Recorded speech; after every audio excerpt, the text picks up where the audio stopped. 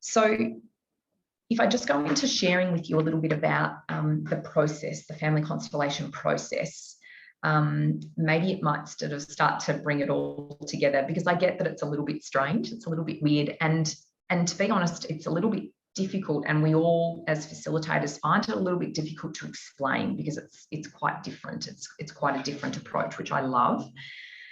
So essentially, it's a tool, it's a modality, and it's a tool that can be used in therapy for people who, you know, like I was saying at the beginning, have symptoms in their life that just they can't seem to get a hold of or find resolution around. And we can run it in either a group, or we can run it one-to-one. And in both these instances, we are actually tapping into what's called the field.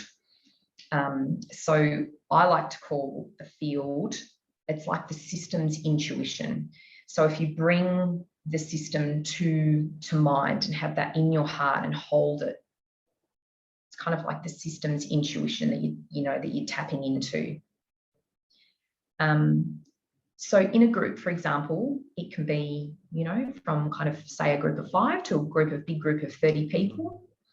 And we will all gather in a circle, and the person who wants to kind of inquire into their family system and explore a relationship with a family member, or explore something that's been going on for them. So they might have, for example, a fractured relationship with their father, or a fractured relationship with their sibling. And so they're wanting to explore that. Another person might say, I've just got this undercurrent of hypervigilance, this undercurrent of anxiety, and I've really had nothing in my life that, really is a reference point for this. And I'm really curious about it, and I want to try and get on top of it and see where their roots might lay in my past. So that person then chooses a representative from the group to represent them. So they basically get to be an observer in the space of the circle, and the facilitator stays pretty close to them and sort of works with them and keeps checking in with them as to how this is unfolding. So they choose a representative for themselves, and then they go on to choose a representative, maybe, for example, for their anxiety. So they would say, could you represent my anxiety? Or, for example, could you represent my sibling if they're wanting to work with their sibling?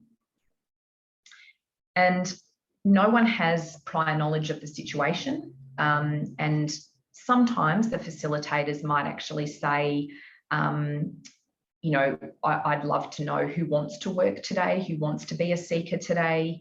And they might just sort of sit and have like a little talk with them and an interview with them prior to starting, just so that they've got an indication of what's been going on for them and what could possibly be in the family history that might need to be healed or highlighted. So essentially from then, the representatives then just start to feel sensations moving through them.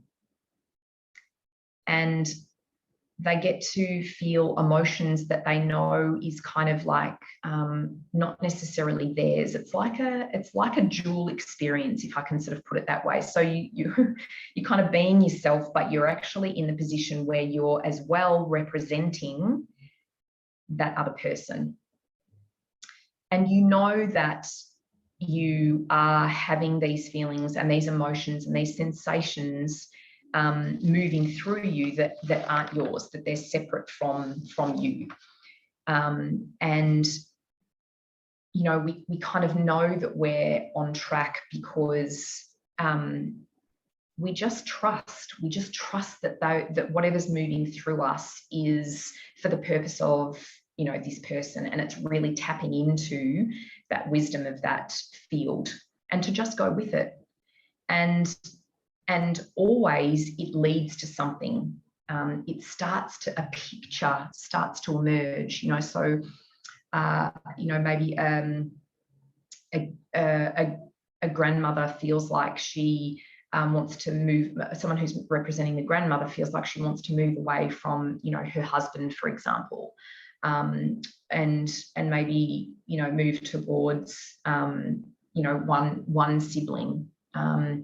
And, you know, there might be a weakness. I remember a story where there was a man who was representing an older gentleman, had weakness in his legs, and he just had such an urge to sit down. And it was interesting that that man he was representing was in a wheelchair. He actually had multiple sclerosis and was in a wheelchair. You know, so really we've just got to trust that what we are feeling, those sensations that are moving through us, those urges that we have, the words that we want to speak are in honour of that person we are representing. And so a new perspective emerges, and we start to, that the person who is the seeker is able to see the picture of their past unfolding. And throughout that, they can sort of open their hearts, they can move more towards compassion, rather than sort of pain and rigidity and the suffering that they've been moving through in their past. And, you know, not often is this you know, emotional thing that you've got going on for yourself resolved in one session. It never is. You know, I don't know of anyone that's come and seen me and worked through things that has been resolved in one session. It simply is a different way of working that isn't intellectual, that is actually, it's connected to our hearts, and it's connected energetically, and it's connected to the wisdom of the field and our families. So a lot of what comes out of this also is, with the help of the facilitator, is healing sentences. So, for example, there's a lot of truth talk. So if there is, you know, a person in the picture who, you know, abused someone, that person gets to say, with the help of the facilitator, you know, what you did was wrong. Or if there's a father who left the children at a very young age, you know, that child is able to say, I missed you when you left. And people are able to give back what's not theirs to hold. So they get to say things like, I leave the burden of your decisions with you. I leave you with your heavy fate. I give back what's yours, and I reclaim what's mine. And people have a chance to kind of honour their past and what's happened and the story, and see it for what it was, and find resolution in being able to once and for all have their voice, have their say, tell the truth, receive an apology maybe. And that's where our heart starts to open, and we start to soften. And we then as adults can start from that point to take responsibility and know that that was then and this is now. And I have got a huge part to play in my now if I'm prepared to do the work. So it's really beyond, as you can hopefully see from how I've described that, it's really beyond traditional kind of talk therapy. This is not the kind of thing that we can do, you know, intellectually or through logic.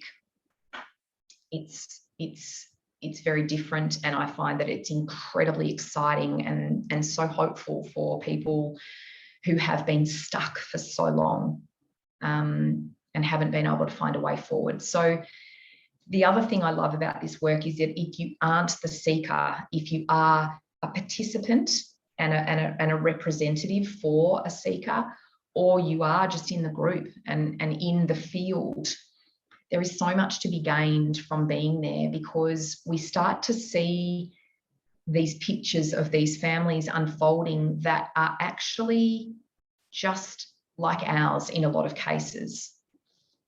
You know, so there's through lines between other families and yours. And so we start to kind of think, oh yeah, that's maybe how my grandmother felt, or how my mum felt, or I wonder if that's what went on there, or yeah, gee, I can see how that mother couldn't have given any more than she gave, and maybe that's like my mum. And maybe then that starts to open up a conversation with you and your mum about her past, about her circumstances, for example, during your, you know, your birth or early childhood. You know, there's a lot of after work that we do as well. So, you know, it may be sort of having, for example, a picture of, you know, your grandmother or your mother above your bed at night and saying, you know, Mum, I'm really trying to sort of connect with you, and I'd love you to sort of share with me how to soften into your love, so that I can soften into the love of those around me. You know, and you think about it, if you speak about it, that sort of thing, to your daughter, for example, and she knows that or your son, or you know, nieces and nephews, that you're doing this kind of work, it's kind of like, wow, I don't have to worry about Mum because she's doing this work. She's really, you know, healing herself. I can just get on with being me, knowing that she's taking care of herself and healing and growing and evolving. And also to that child, that there's a possibility of a way forward if they have you know, suffering in their adult life. So it's just got so many beautiful kind of through lines, you know, from this work, that we can do so much to change, you know, the next generations. Even speaking to work colleagues about doing this type of work, it just opens up the possibilities that it's possible to heal.